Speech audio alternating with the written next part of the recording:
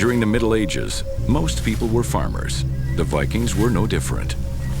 At the time of the raid on Lindisfarne, they were setting out to find new riches, fame, and especially new land.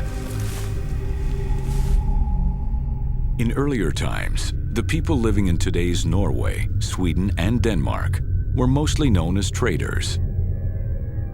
In the 8th century, this changed rapidly, thanks to a great technological advantage: Viking ships. Viking ships made the Viking Age. Viking warriors and raiders sailed aboard revolutionary longships whose dragon-shaped prowheads inspired terror. Viking traders, explorers, and settlers used a different kind of ship called the Nar. It was made deeper and wider to carry goods, livestock, and people across the ocean.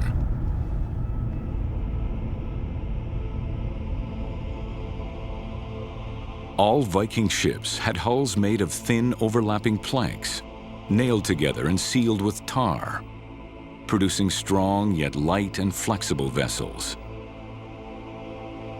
They were steered by a side rudder hanging on a steerboard, the origin of the nautical term starboard.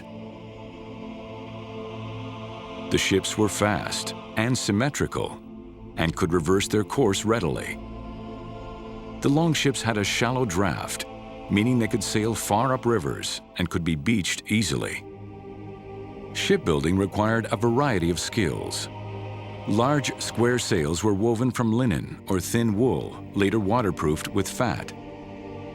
On longships in particular, oars were used for precise maneuvers and in windless weather. Shipbuilding was an art, and master shipwrights commanded great respect. Their craftsmanship was legendary.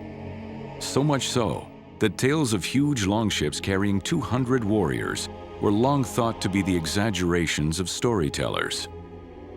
Then, in 1997, a longship measuring 120 feet and capable of carrying 180 men was unearthed in Roskilde, Denmark. The giant longships had indeed existed. These ships give Vikings a strong superiority at sea, and thousands of them head out in search of wealth, land, and glory. In 2 centuries, the Norse, Danes, and Swedes, or Rus as they are known in the East, are everywhere in Europe.